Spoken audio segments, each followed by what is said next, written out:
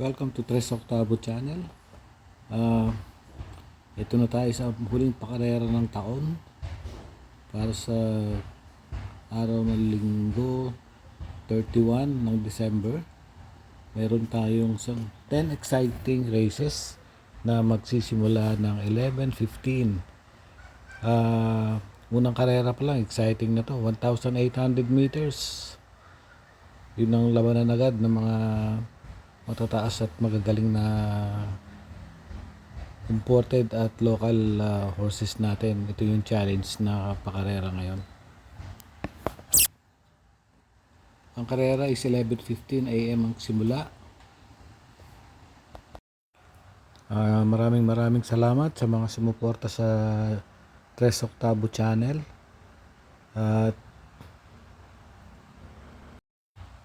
At maging masaya sana yung bagong taon nating lahat. At enjoy lang tayo sa mga pangangarera natin itong araw ng linggo. Sa 10 karera, meron tayong 3 pick 5, 2 pick 6, isang winner take all, tsaka isang pick 4 kung hindi ako nagkakamali.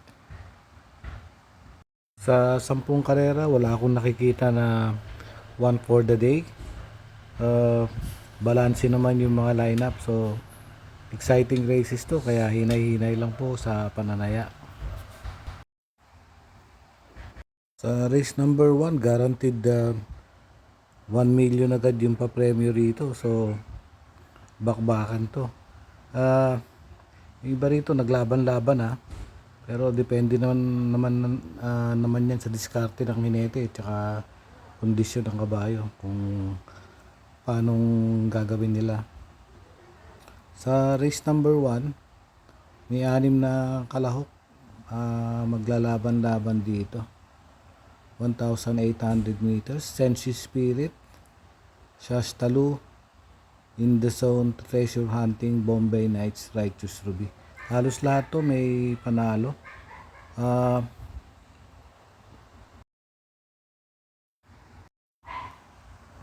Si Shastalu yung first choice ko rito. Nakadalawang sunod na panalo to. Mukhang nakakuha na yung pick ni ni Shastalu nung tinalo na si Sensi Spirit tsaka si Treasure Hunting. Panigundo ko yung Treasure Hunting. Yung Treasure Hunting kasi yung, kung ano yung binutin nung tinakbo nung Shastalu nung laban nila, siya naman yung sama naman ng kanyang tinakbo. Baka hopefully itong laban dito bumalik yung buti na ito. Ang daming may panalo po rito. Kahit yung Sensi Spirit may panalo rin. In the Zone tsaka yung Righteous Ruby. Alam nyo si JT Zayn sakay din man ito. So yun, Shastalu and Treasure Hunting ako sa race number 1. Race number 2, third leg ng Juvenile Stake Race. Malimado rito yung Every Sweat Counts, tsaka Bill Jordan, tsaka yung Morning After. May chamba rin si King James dito, magaling yung tinakbo na ito noong nakaraan. First choice ko rito, Every Sweat Counts. Panigundo ko yung Morning After. Panersero ko yung couple entry, Bill Jordan and Spolarium. Sweat Counts noong December 3, nanalo to sa 1,004, 126.4 over 14 de Octubre, tsaka si over assuming. December 17, nanalo rin si Every Sweat Counts, may 126.2 nung dikit na dikit sila ni Bill Jordan, segundo si Bill Jordan nun. Si Morning After naman noong December 10, nanalo sa Samilia, 143.2, segundo si King James tsaka yung B-Smart.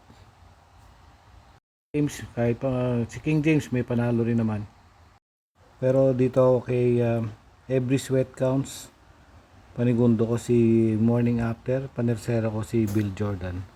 So, race number 3, merong 9 runners pero 7 in betting numbers lang to. 1,600 meters, Pilracom Special Invitation Race. Pamprimera ko yung Darled. Panigundo ko Speed Fantasy.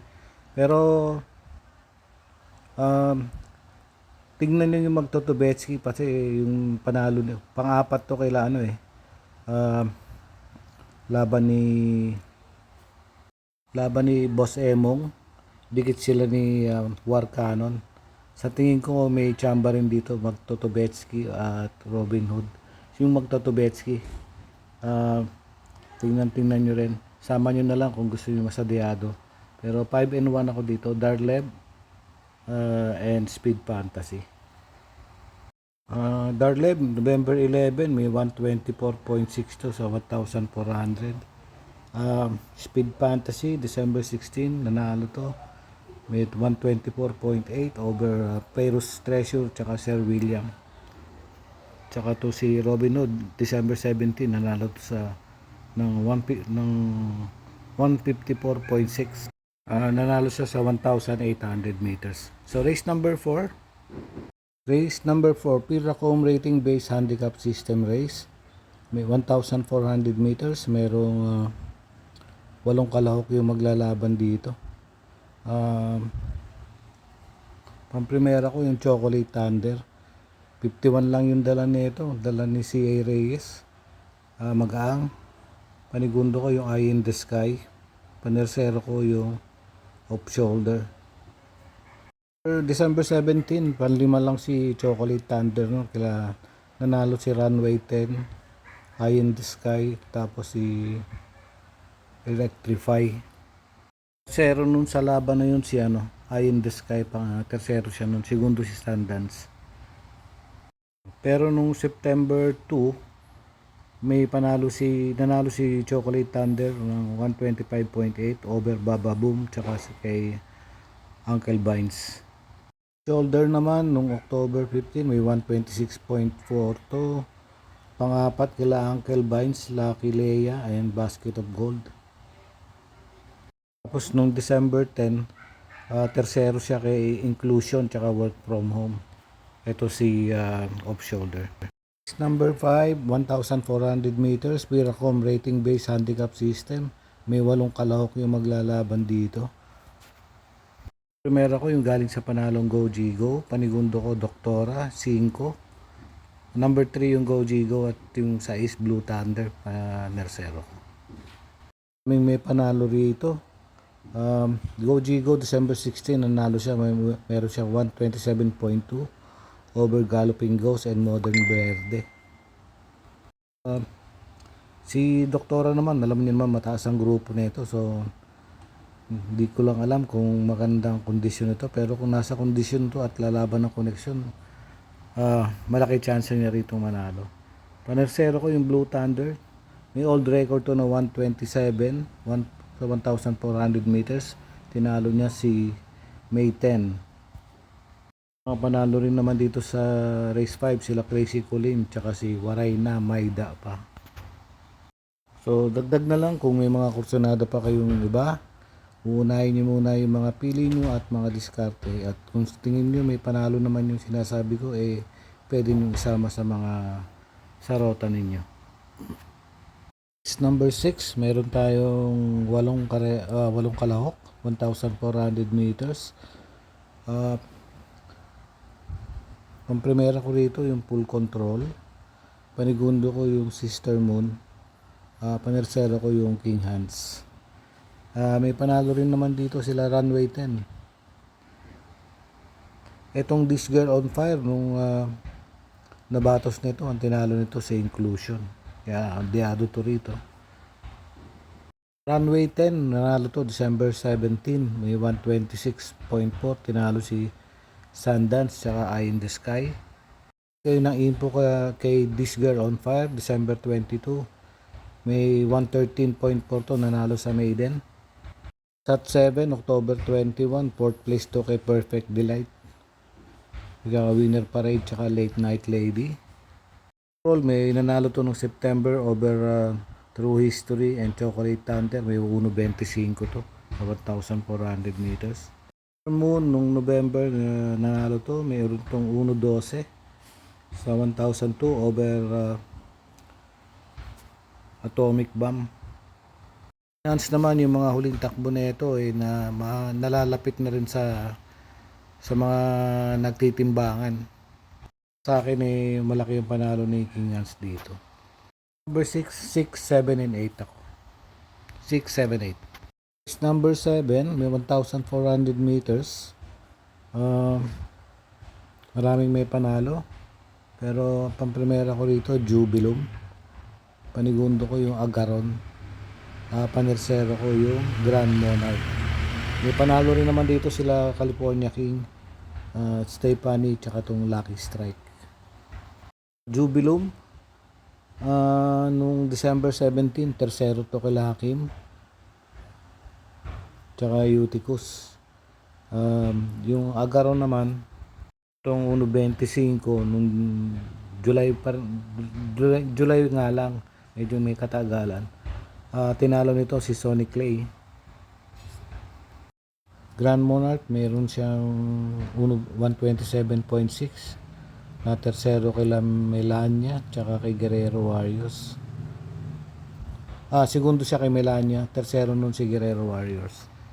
Si California King, December 9, nanalo to, 127.6. December 17, nanalo rin siya ng 127.4 over Walking on Sunshine tsaka Oktubre 14. Meron ko rito 7 Jubilum, 8 Agaron, Grand Monarch 6. Race number 8, merong 1,400 meters, merong 8 runners.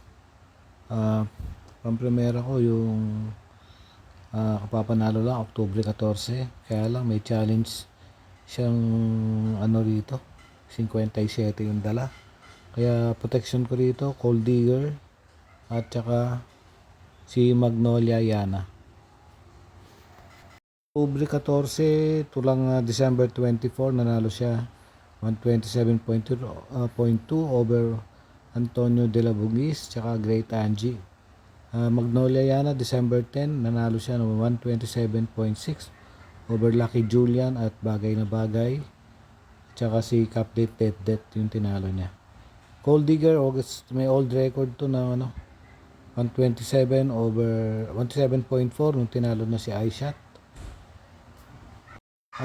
tsaka si Ayuda yung tinalo niya. Then November 10, nanalo siya ulit 1,200 meters, 1.14.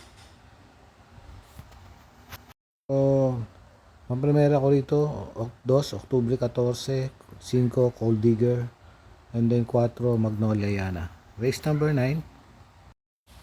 Race number 9, may 8 kalahok din yung maglalaban-laban dito, 1,400 meters. Ang primera ko, My Diamond. Then, dalawa lang ang pili ko dito, panigundo ko yung Tatler Story.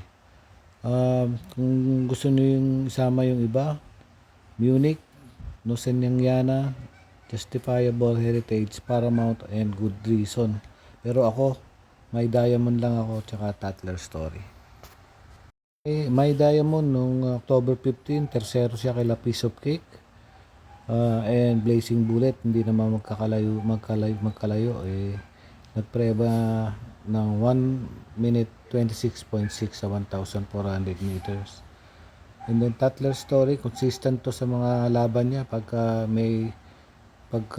lumaban, lagi siyang 1.27 tsaka 126 o 127 lagi ang preba nito. So dalawa lang ako, My Diamond and Tatler Story. Last and final race ng karera para sa 2023. Pamprimera ko rito yung Hakim. Nakailang panalo na to, ang dami na, sunod-sunod. Ang huling tinalo nito ay si Eutychus at Jubilum, nagpreba ng 126.2 sa 1,400 meters. Super Earth, may best time to na 126.6 na nung nanalo noong November 22. Kung gusto niyo naman isama sila work from home dito, may magandang dilag, may mga panalo rin naman. Correction lang sa nasabi ko kanina, yung This Girl is on Fire, hindi po yun. I like this girl yung nanalo sa Novatos over tumalo kay Inclusion. Correction lang po yung kaninang info na nabigay ko. I like this girl po yun, hindi po sa This Girl on Fire. Nagkamali ako kanina. Nakakalito yung pangalan ng dalawa. So, para sa Rush Race, number 3 ako, Hakim, and Super Earth, 5. Para sa huling karera ng taon, happy racing po sa inyo lahat. At sobrang salamat po sa mga sumusuporta sa channel ko. Maraming salamat. And Happy New Year po. At maging maligaya po sana yung ating Pasko. At i-welcome natin yung year 2024. Maraming salamat po.